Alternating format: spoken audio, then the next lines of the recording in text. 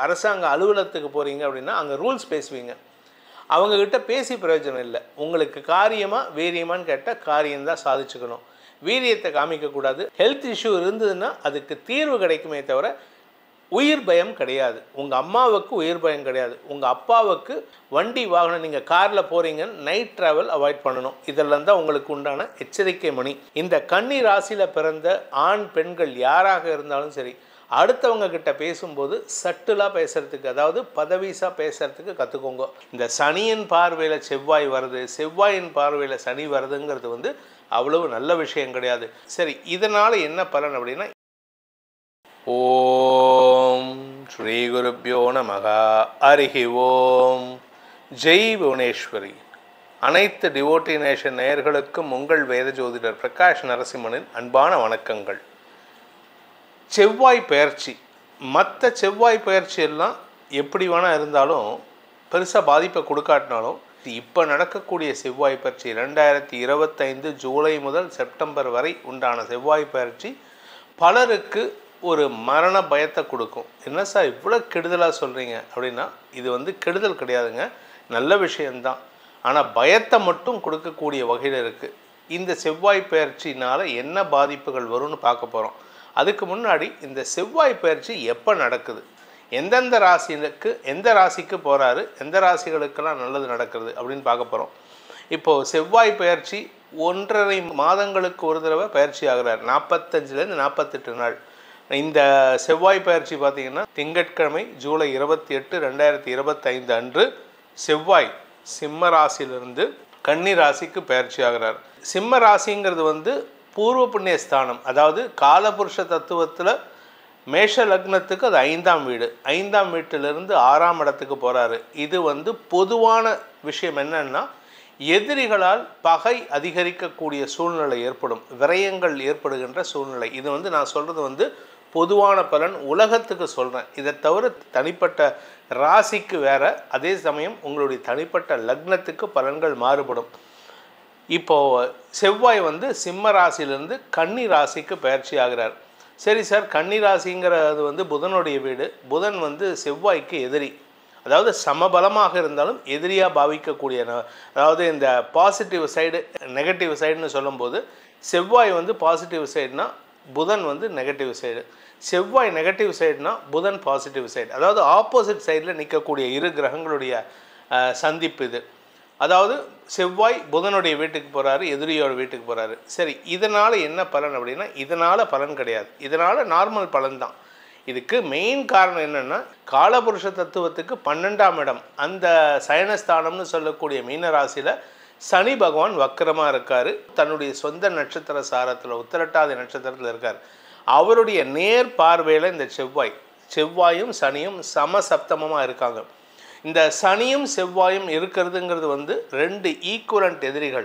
சேரனும் சோழனும் நேருக்கு நேராக சந்திக்கிற மாதிரி, இல்லை பாண்டியனும் சோழனும் நேருக்கு நேராக சந்திக்கிற மாதிரி, 2 ஈக்குவலண்ட் ஆர்மிஸ் எதிரில் சந்திக்கிற மாதிரி.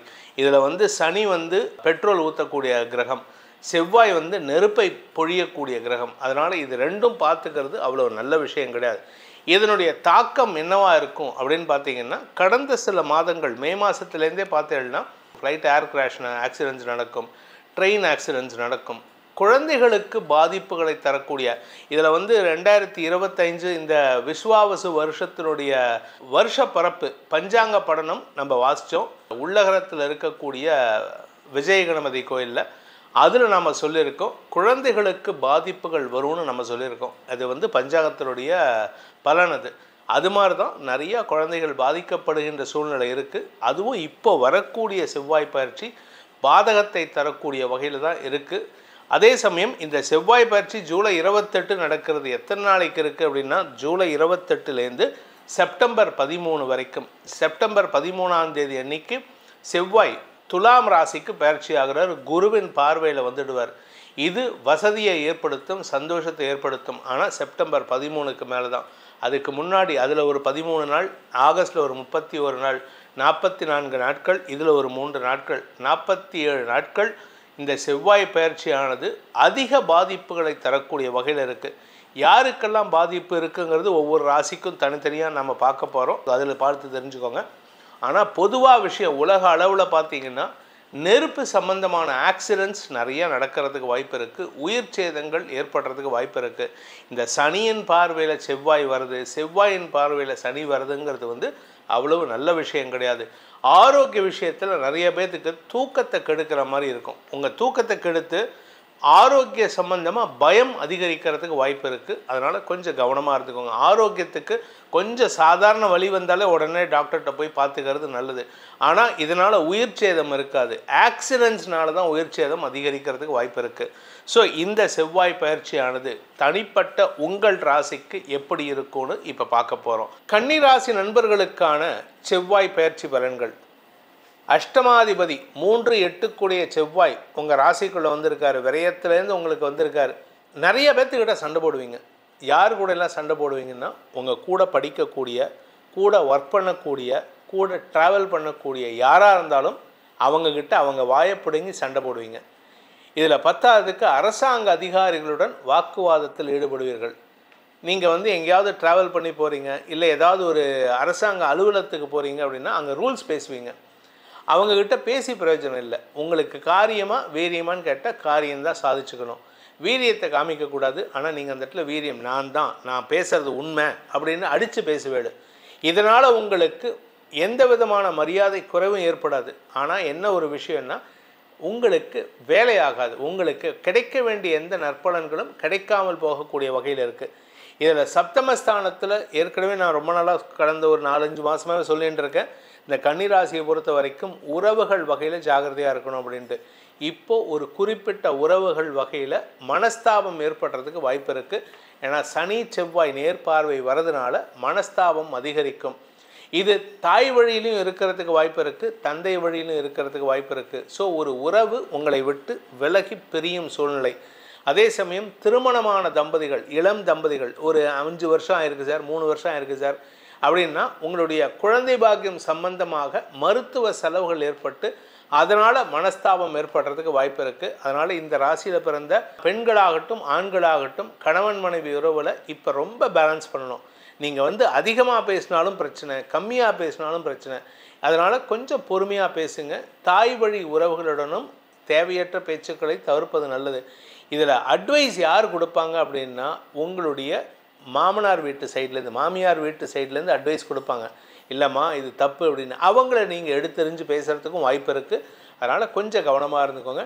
தந்தையின் ஆரோக்கிய விஷயத்தில் சற்று கவனம் கொள்வது நல்லது. உங்களுடைய தந்தையின் ஆரோக்கியம், அவர் எங்கேயாவது வெளியில் போகிறாரு அப்படின்னா அடிபடுறதுக்கு வாய்ப்பு இருக்குது, இரத்த காயம் ஏற்படுறதுக்கு வாய்ப்பு இருக்குது. அதை மட்டும் கொஞ்சம் பொறுமையாக பார்த்துக்கோங்க. உங்களுக்கு எந்த விதமான பாதிப்பும் ஏற்படுறதுக்கு வாய்ப்பு இல்லை. அதே சமயம் உங்களுடைய வீடு மனை சார்ந்த விஷயங்களில் சில பராமரிப்பு செலவுகள் ஏற்படுறதுக்கு உண்டான சூழ்நிலை இருக்குது.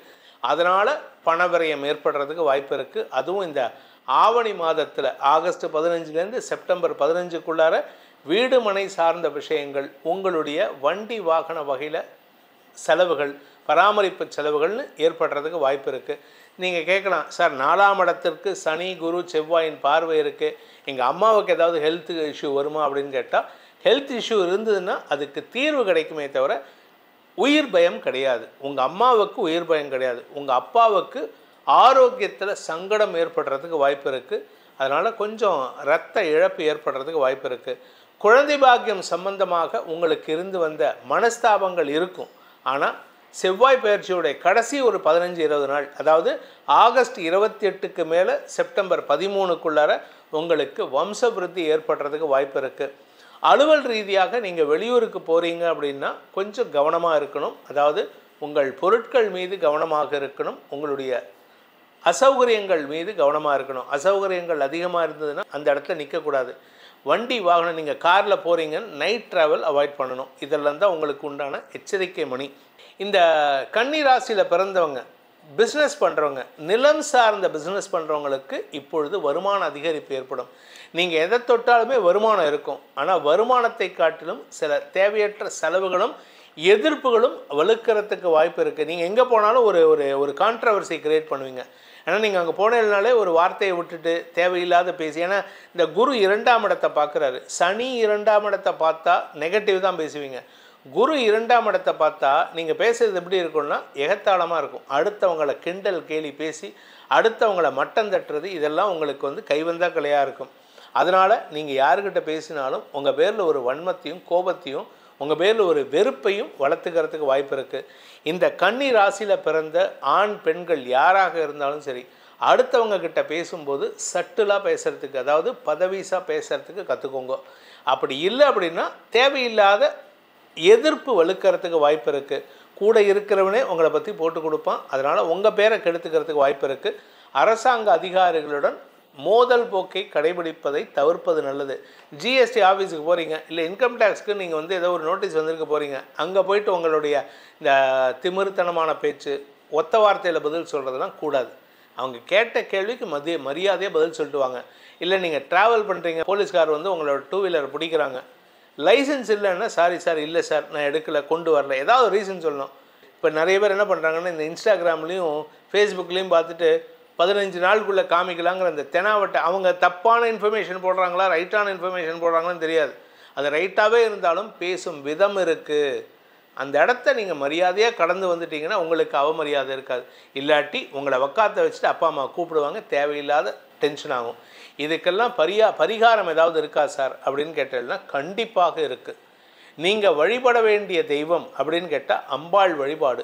அதாவது அம்பாள் வழிபாடுன்னா துர்க்கை வழிபாடு செய்வது மேன்மையை ஏற்படுத்தும். துர்கா சப்த ஸ்லோகியை தினமும் பாராயணம் செய்து வாருங்கள். உங்கள் எதிரிகள் அடங்கி உங்களுக்கு தேவையில்லாத தொல்லைகளை தரக்கூடிய சக நண்பர்கள் உங்களிடமிருந்து விலகி இருப்பார்கள். இந்த செவ்வாய் பெயர்ச்சியில் பாதிப்புகள் இருந்தாலும் சாதகமான பலன்களும் நிறைய ராசிக்கு இருக்குது.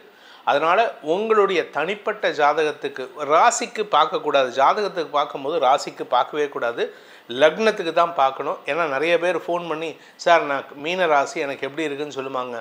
ராசிக்கு பார்க்கக்கூடாதுங்க. உங்கள் லக்னம் என்னன்னு பார்த்து அந்த லக்னத்துக்கு இந்த செவ்வாய் பயிற்சியும் சனியின் பார்வையில் வரக்கூடிய செவ்வாய் என்ன பாதிப்புகளை ஏற்படுத்தும்னு தெரிஞ்சுக்கணும். அப்படி தெரிஞ்சுக்கணுன்னு விருப்பப்படுறவங்க என்னுடைய வாட்ஸ்அப் நம்பரும் டைரக்ட் அப்பாயின்மெண்ட் நம்பரும் 2ம் கொடுத்துருக்கோம்.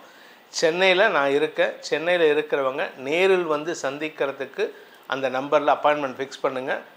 இல்லை நான் வெளியூரில் இருக்கேன், வெளிநாட்டில் இருக்கேன், எனக்கு வந்து வாட்ஸ்அப் மூலமாக, வீடியோ கால் மூலமாக, ஜூம் கால் மூலமாக எங்கூட தொடர்பு கொண்டு பேசணும், கிளாரிஃபிகேஷன் தெரியணும் அப்படின்னு நினைக்கிறவங்களுக்கு கீழே வாட்ஸ்அப் நம்பரும் கொடுத்துருக்கோம். அதில் நீங்கள் தொடர்பு கொண்டு டீட்டெயில்ஸ் பேசிக்கலாம். இதற்கு கட்டணம் உண்டு. நீங்கள் பிஸ்னஸ் பண்ணுறீங்களா? பிஸ்னஸ்ன்னு கிடையாது, எல்லாத்துக்குமே ஃப்ரீ சர்வீஸ் கூடாது. எதையுமே ஃப்ரீயாக கொடுத்தா அதுக்கு உண்டான மரியாதை கிடையாது. அதனால் கட்டணம் உண்டுன்னு சொன்னாலும் நீங்கள் சீப்பாக சொன்னீங்கன்ட்டு சில பேர் சொல்கிறாங்க. இல்லை, உங்களுக்கு தனிப்பட்ட ஜாதகத்தை தெரிந்து கொள்வதற்கு தொடர்பு கொண்டு பயனடையுங்கள். உங்கள் அனைவருக்கும் அனைத்து விதமான க்ஷேமங்களும் இந்த செவ்வாய் பெயர்ச்சி ஏற்படுத்த வேண்டும் எனும் அடியேனின் பிரார்த்தனையை சமர்ப்பித்து உங்கள் அனைவருக்கும் நல்வாழ்த்துக்களை தெரிவித்துக் கொண்டு உங்களிடமிருந்து விடைபெறுவது உங்கள் வேத ஜோதிடர் பிரகாஷ் நரசிம்மனின் அன்பான வணக்கங்களுடன். நன்றி, வணக்கம்.